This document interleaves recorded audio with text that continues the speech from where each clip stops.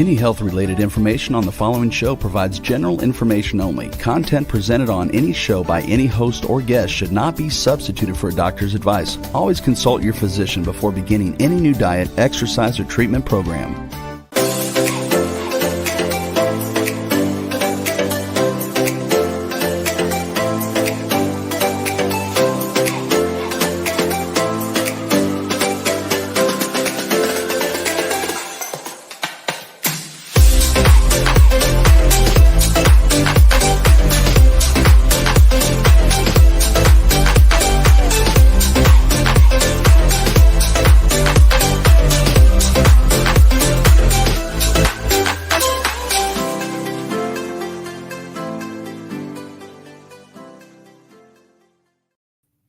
Hello, everyone, and welcome to the Inspired and Empowered Living TV show on W4HN.com and Talk4TV.com.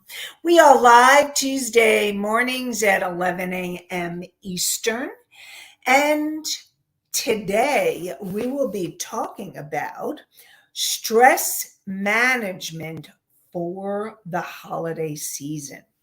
Learn how to manage your stress during the holiday season, discover what stress is, and learn the techniques that can help you change your brain and change how you cope with stress so that you can live an inspired and empowered life. Ask your questions and make comments in the chat room. Together, let's create a life you love. And I want to welcome, we have Marie in the house, and welcome everybody coming in. And really, I want to introduce myself. I'm your host, Nanci Deutsch, licensed clinical social worker and intuitive breakthrough expert. And I combine my counseling, coaching, and intuitive abilities to transform women's personal and professional lives. And we got Allie in the house. Good morning. Good morning. So first, let's talk about what stress is. Now, stress is it's gotten a bad rap because a lot of us in today's society are what you call stressed out. However, stress came from long ago when human beings were created back in caveman days. We needed the fight, flight reaction in order to survive. And now they talk about fight, flight, or freeze. And that is really the meaning of the stress response. I like to call it a reaction because for me, reaction is something that gets triggered by the unconscious or subconscious mind. And it's not something that you control with your conscious mind. So I'll do my quick Psych 101. The way that I describe conscious is it's your ability to respond very consciously through awareness. Making a conscious decision empowers you. And when you are reacting from the subconscious or the unconscious mind, that is something that has been programmed into you. From the moment you were conceived to present time, you programmed through limiting beliefs and emotions that end up continuing until you start shifting the energy patterns. So it's really important when we're talking about the stress reaction. What we need that stress reaction. It is our body's ability to go on alert when we are confronted with danger. Like when in the caveman days, the tiger or the bear, and you needed to be on high alert in order to survive, to take care of yourself and to react. However, what happens over time with stress is that in today's society, stress has become a chronic condition. Chronic condition, yep. So, and very often the stress reaction, the chronic condition, creates a body mind imbalance and can eventually and does affect the body. And so that's why it's very important to be able to learn how to manage your stress during the holidays, but all year round. Really crucial, very important. And so, really, what I want to, so just to, the fight reaction. So, I'm just going to go through the different reactions of the stress response. The fight is the aggressive. If you are all of a sudden confronted by, let's say, an aggressive person, you may, or something triggers you, and it could be a situation or it could be a person, and maybe you start screaming or yelling, or maybe you start going into defense or attack. That's the fight reaction. And that's the fight part of the fight flight. The flight reaction is when you are going into a place where you are wanting to run, wanting to hide, wanting to run to safety. And that could be also a very important reaction, because if there's a predator or if there's a situation where you may not be able to change it, you may need to run for safety. And you can think of the animal kingdom, because the animal kingdom has it too. So like the first animal that came to my mind was a rabbit. Like the rabbits, they scurry and they run. A cat or a bear, rawr, that's the fight reaction. And then there's the freeze reaction. And the freeze is when, if you have ever been in a situation, and Marie or Allie or anybody else that wants to put something in the chat, think of situations where maybe you have had certain reactions, and if there's any questions about them, please feel free to ask. And with the freeze reaction, what happens is you shut down and you actually freeze. So an animal in the animal kingdom, I believe a freeze reaction would be some animal that plays dead. Might be a possum. I think possums, they play dead, they freeze. There are certain animals, they just freeze, and you think that they're dead, but they're not. They're just in that frozen place.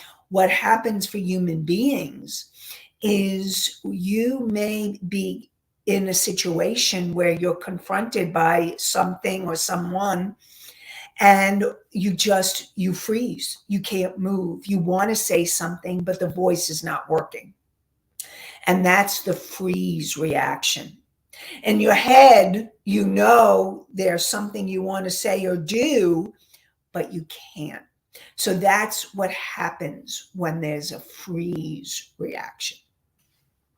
So fight, flight, and freeze. Those are the stress reactions. And what happens in the body when you have that, your heart races, your breathing becomes more rapid, your blood pressure rises, everything goes on high alert when you have that reaction.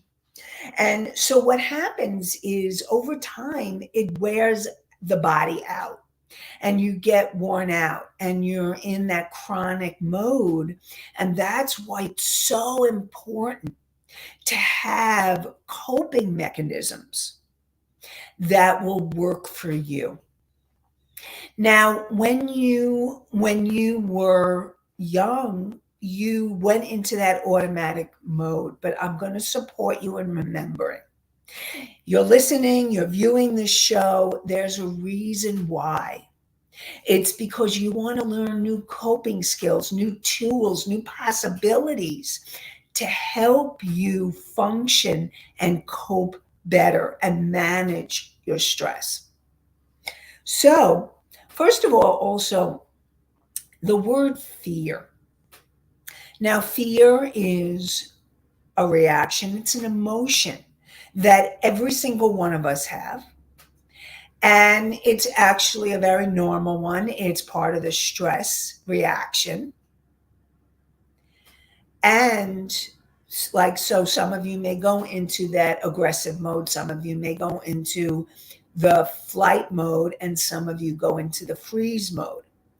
But with the chronic reactions, you are in the fear mode where, and I learned this acronym, I'm not exactly sure where. So if one of you or somebody knows exactly where it comes from, please share it. But it's a really good acronym for fear. And fear, false evidence appearing real. So if you're being attacked in the moment, that's real. If you are endangered on a physical level, that's real. Then that you need to take yourself to physical safety, that's real. But when it's chronic and it's habitual over time, the body and the mind, and it creates anxiety, creates that habitual fear reaction again and again and again. And so you may have that reaction constantly, and it becomes something that happens on a regular basis. And so you go into the fear reaction. For example, let me give you some examples. Like very often, myself, clients, you may get nauseous. You get the stomach, the butterflies. Maybe when you're feeling anxious, you shut down, you can't eat. That's one of the symptoms that can happen. And or you start feeling, sometimes you can start feeling dizzy, or you can start feeling that your heart beating faster. Or perhaps maybe you're someone who wakes up in the morning and you wake up in full body fear. That used to happen to me. Many years ago, I was stuck in trauma. I was stuck in the post-traumatic stress disorder, where that false evidence appearing real, where I couldn't get out of that cycle and pattern. And I had anxiety and depression. And I would wake up in the mornings full body fear. It would be so like I would get so scared and I wouldn't want to move. I wouldn't want to get out of bed, but I would push myself. And also to let you know, when you're in movement, that actually helps dissipate. But throughout the day, if you're feeling that anxiety or you're feeling that constant state of fear, you may be in the post-traumatic stress reaction. And it's something for you to look at and understand, to understand, what are you reacting to when you get in that pattern. Now, for me, when I would wake up in the fear, what was happening was I was processing through a lot of trauma from when I was a child. And what happened was I got stuck in the PTSD, and I was continuing to repeat the reaction And so learning new coping skills is really, really powerful, really crucial. So I invite Marie and Allie, what kind of coping skills do you do in order to help you through the day? If, let's say, you're having a challenging day, or you're having a day where that reaction is coming up, I'd love to hear from you. So learning new coping skills. And a few weeks ago I talked about emotional intelligence and learning new ways to deal with your emotions. I will tell you that very often when we're in the energy of anxiety or depression or even PTSD, what happens is there's so many emotions that happen at one time, is that it can shut down, and you end up feeling anxiety or depressed.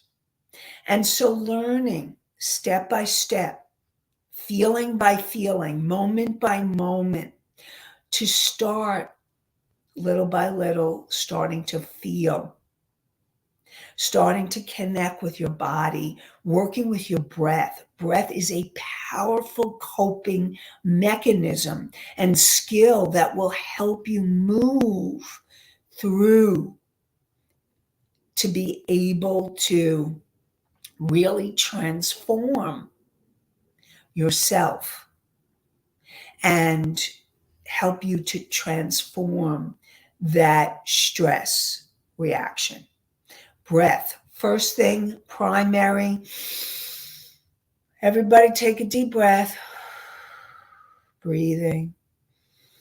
That's right, just breathing. And as soon as you take a breath, because what happens when you're in the stress reaction, you shut down your breath. You shut down your breath and your lungs contract and your body contracts. So as soon as you take a deep breath, your whole body starts calming down, and your body opens up and expands. That's right. Breathe and allow, opening up and expanding. And Marie says, mind power, self-talk is so important for me. Thank you, Marie. Yes, mind power. Our mind is a powerful tool. And so being able to do positive self-talk. See, we have two self-talks. We have the negative self-talk, which creates more of the stress reaction. And then you have the positive self-talk. Now, I know Marie is talking about the positive self-talk. Positive self-talk is crucial for being able to transform how you're thinking about things and really viewing things in a different way, changing how you see it, how you feel about it. Trying or working on putting a positive spin on things and finding a way to put the positive spin. So, for example, instead of saying to yourself, oh, like let's say you're in the holiday or you're in life. Again, this what I'm talking about today is a whole year long thing. And you make a mistake, because a lot of times what I've seen time and time again, clients beat themselves up for making a mistake. So let's say you may have said something that you wish you hadn't said. And what you want to remember is Instead of saying, I'm so stupid, I can't, and then you start feeling that anxiety and the stress, and then you're worried about seeing them during the holidays or seeing them at the next function, and you feel more and more stressed. So positive self-talk, changing that story that's going on in your head. Yes, you made a mistake. And yes, one of the things that you can do is apologize. If you feel like you've hurt that person, then you may really want to apologize to them. And then say to yourself, this is a really powerful learning opportunity for me to really work on learning how to breathe. And before I say something, maybe taking a few deep breaths. So instead of beating yourself up, you use it as this learning opportunity. Like, okay, what can I do next time that will keep me from maybe saying something that I later regret? And one of the things that you can learn to do is take those deep breaths. Count to 10. There's an anger management tool before you react. And when you have anger, you don't want to react because you will and you can say things you later regret. So you count to 10, you start breathing. And by the time you're at 10, you've calmed yourself down. And you can change how you view it, how you look at it. Now, you may make a choice. That's when your conscious mind can kick in and say, I am choosing not to say anything in this moment. Let's figure out another time to say something to this person. And let's make a plan. So it's learning to see the positive in situations.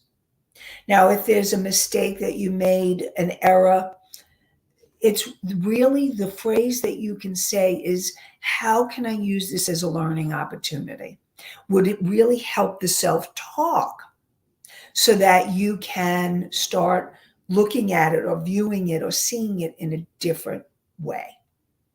Self-talk is crucial. And Marie says, absolutely. Thank you. Thank you, Marie. And Allie, I'm not sure if this is really healthy, but my coping mechanism is work. I bury myself in work, disassociate from stress.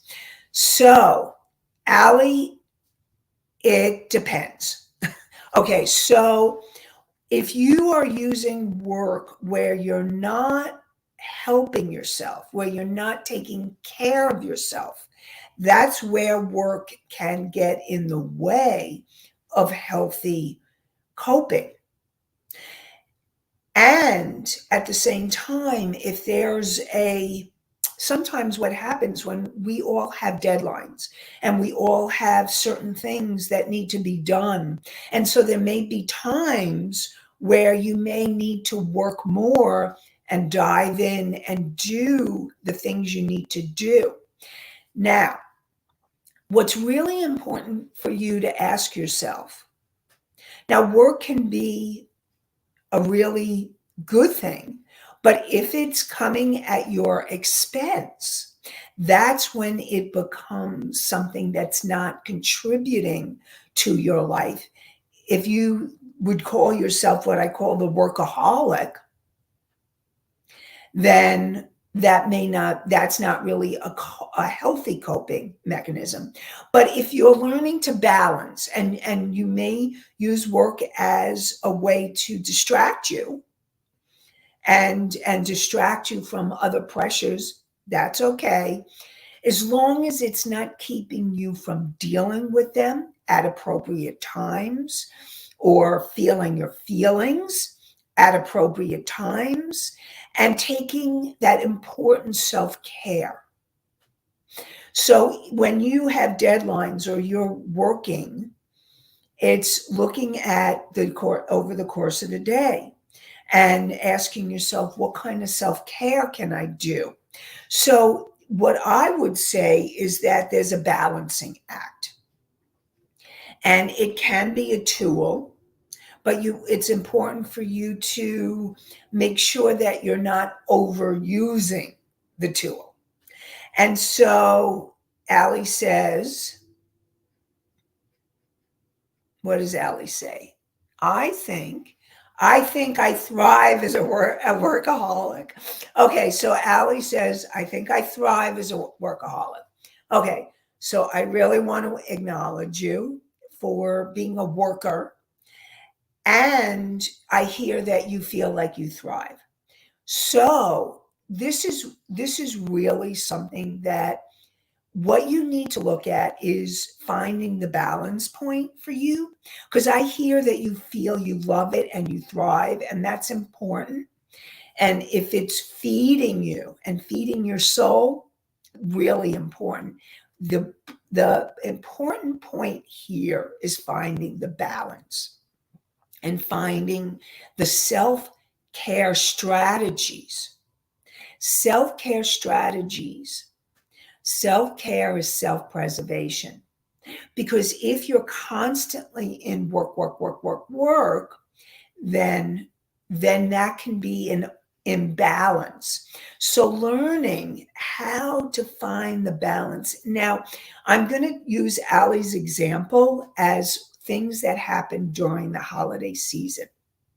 Now, the reason why the holidays can get more and more stressful for people is you have holiday dinners, you have a lot of holiday gatherings and holiday events, you have gift getting and all kinds of things that happen during the holiday season, that not only do you have your regular routines, but then things get more complicated because there's all that added gatherings, events, dinners, socializing, maybe with people you don't want to, and gift getting and all those things.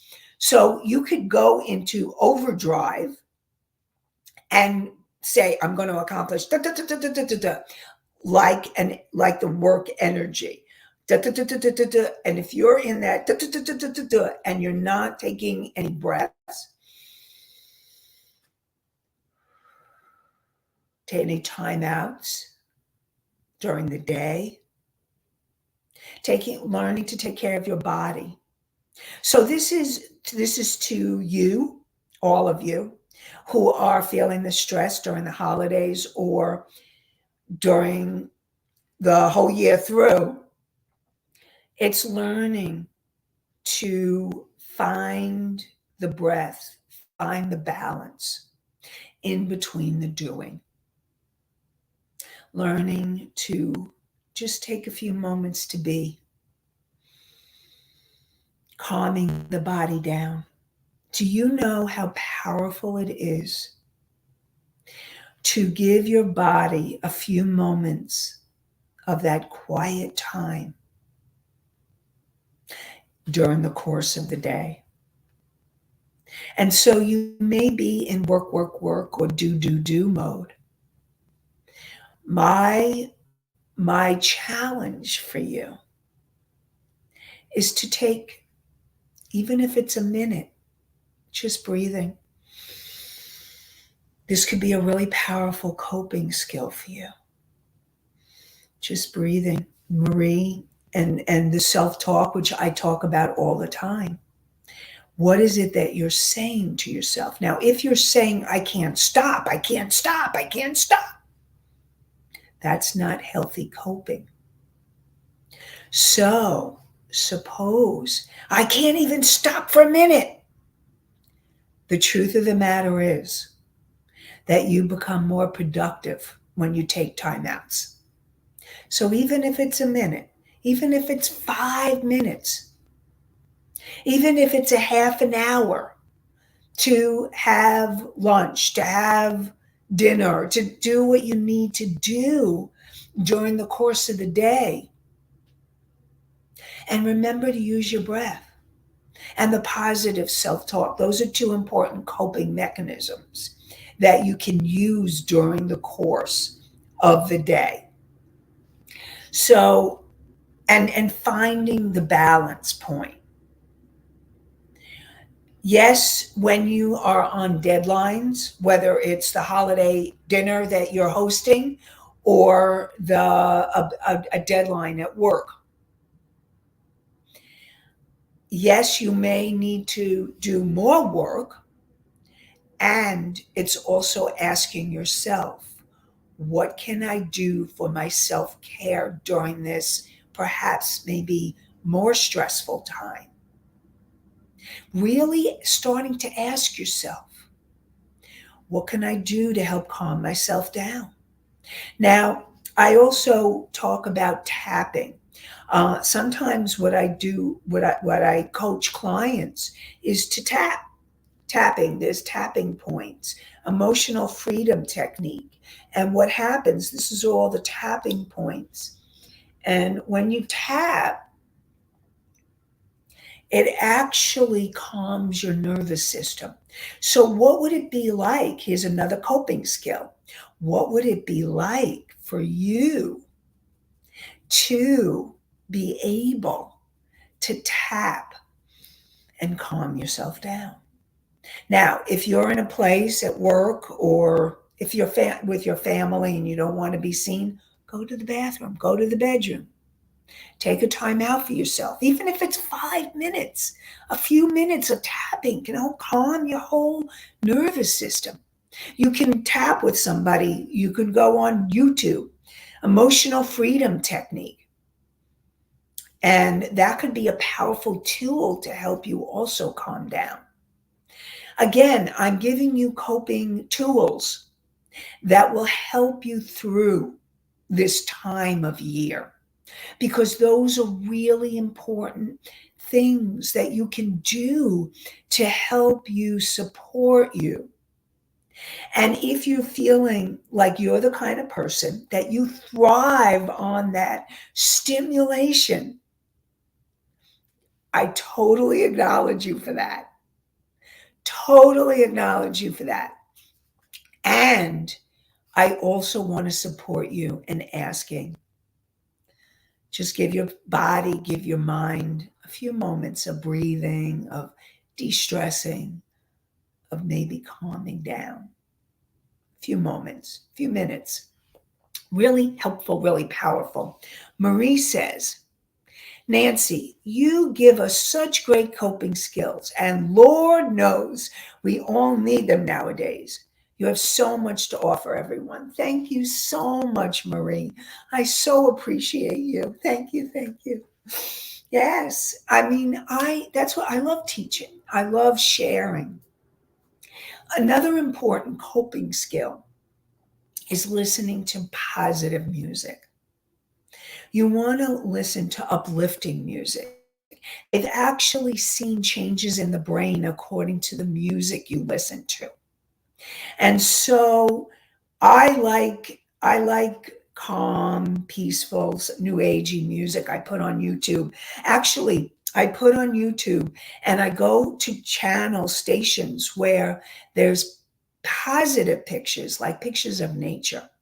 Again, these are all stress reduction. When you are seeing pictures, there's also what happens is your nervous system actually shifts when you see positive pictures. Pictures of loved ones, pictures of nature, pictures of animals, funny YouTube videos of animals. They can make you laugh. Humor is important. So you want to find funny or relaxing pictures, visual stimulation, and auditory listening, music. Music is such a powerful changer of the brain. You can use it. I know a lot of people, or several people, I shouldn't say a lot. Some people like to put on the holiday music and really want to use the holiday music, and they do the holiday music, and that calms, and then that puts them into a positive, happy time spirit of the holiday. And also, or again, finding the music that you love, finding music, classical music, Some of you may be new age music. Some of you may be rock and roll, or some of you like the ballads. Finding the the kind of music that you will love. And it is such a powerful brain changer. And music is really powerful. I have watched and seen the miracle of music in my own life with my father. My father was actually a musician, and he loved music. Now, they've actually done studies on people that have dementia and Alzheimer, that when they listen to music, it shifts their brain.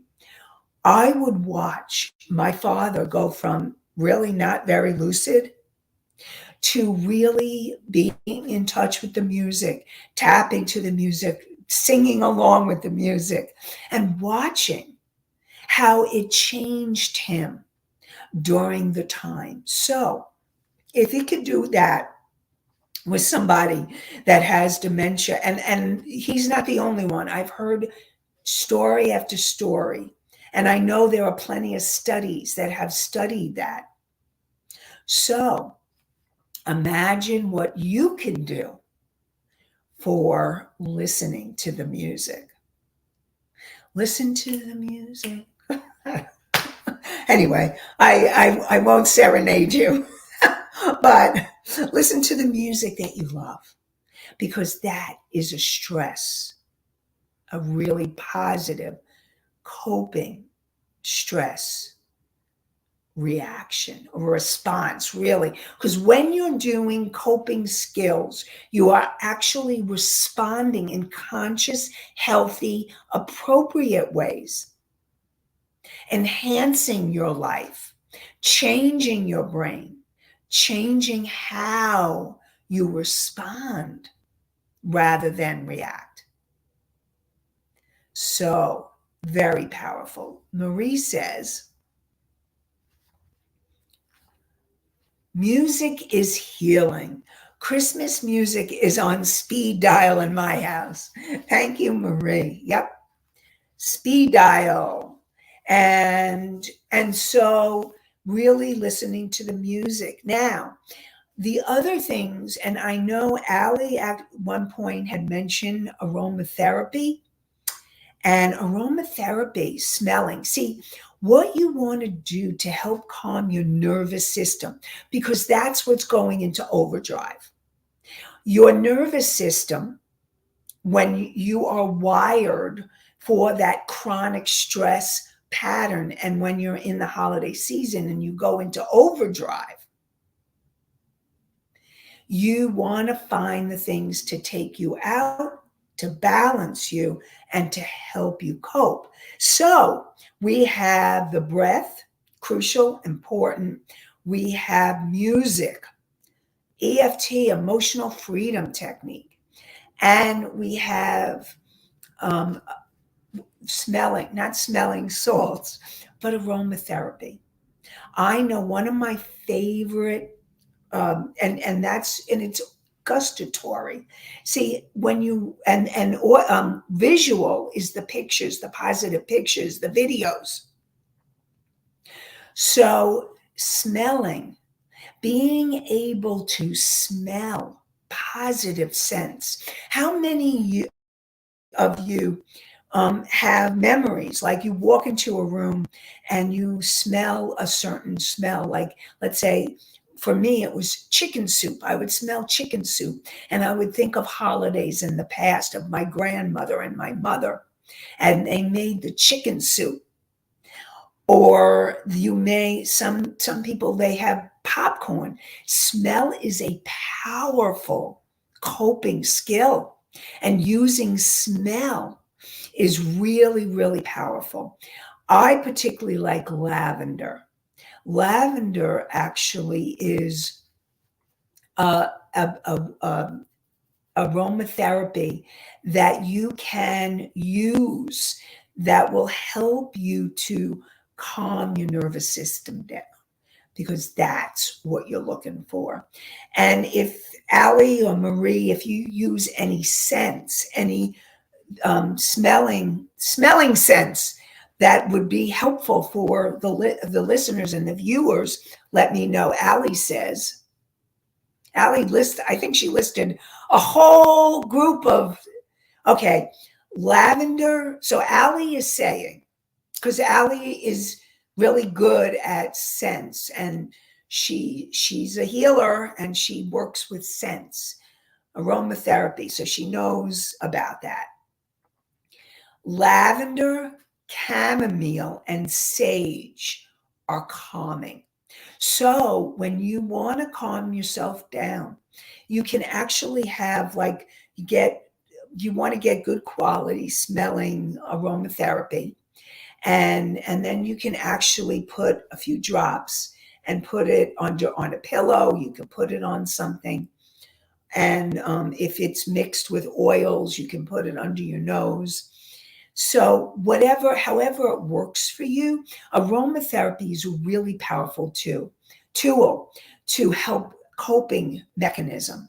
So Allie says lavender, which is what I say because I love lavender, chamomile, and I know chamomile is also good for calming the stomach.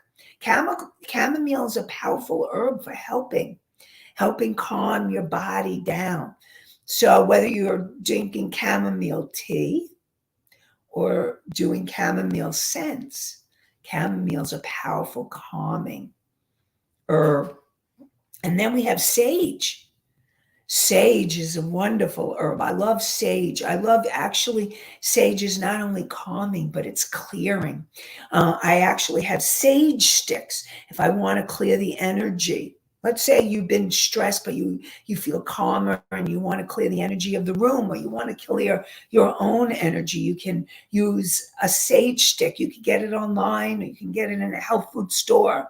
You can get it at different stores. Sage is popular. They have loose sage and they have sage sticks. And you can burn sage, or you can also burn other aromatherapy. There may be other scents that you love, like there's incense sticks. That may be something that you want to do during the holidays or all year through to help calm you down too. And Allie says scent is situational though. It depends on what works for you and what is pleasant to you. Thank you, Allie. And that is so true, because you want to find what is going to work for you. What are the scents that really light you up, that calm you down, that support you, or that shift your mood? That's what you want. Aromatherapy, it's a fascinating, actually, aromatherapy, music, art, and visual. I mean, it's so amazing. There are so many ways to help you cope with the stress during the holidays. And I really want to make this all year through, because when you find the things that help you during the whole year, you want to intensify it during the holidays to help you keep calmer. And you also, if you start doing these coping skills now, don't stop after the holidays are over. Start making it a habit, a pattern, a positive. We will, instead of saying habit, a positive pattern, a positive coping tool, so that you are then really allowing yourself to support yourself through the holidays, to really help you and really support you. And Marie says, frankincense, I hear a lot about. Frankincense, actually, frankincense is really good. Allie, if you know about frankincense, you may want to answer, because honestly, I'm not a aromatherapy expert. I know Allie knows more about it than me. But frankincense is something that they actually talk about frankincense and myrrh during the holidays. And frankincense is, I don't know specifically what the qualities are. And what I can do is I can research and then get back to you about it, because I always love to learn too. I'm in learning mode also. So frankincense, what are the qualities? We'll find out, and we will get back to you next week and let you know how frankincense can really help you during the holidays and all year through. And so during this, we talked about what stress is. And I started talking about coping skills, coping mechanisms that can really help you through the holidays and all year through. And we talked about breathing, positive self-talk, and changing how you look at things. Talked about positive visual stimulation, music stimulation, positive music that calms your spirit or lifts you up. Music will change your mood. And then aromatherapy. And I also mentioned EFT. So these are a few of the tools that I support you in trying or using to help you through the year. And I know Allie came in, so I am going to say what Allie said. And then frankincense essential oil is a deeply calming oil. It can help slow down and deepen the breathing, and often is used during meditation and prayer to focus and still the mind. So that is the question answered. Frankincense is a powerful tool for calming your mind and your nervous system. Thank you, Allie. Thank you, Marie. And thank you all for being here. Join me next Tuesday at 11 a.m. Eastern on W4WN.com, Talk4TV.com, and I wish you a wonderful, inspired, and empowered day and an inspired and empowered week. We're 11 a.m. Eastern on Tuesdays, and I look forward to connecting with you soon. Have a great one, everybody. Bye for now.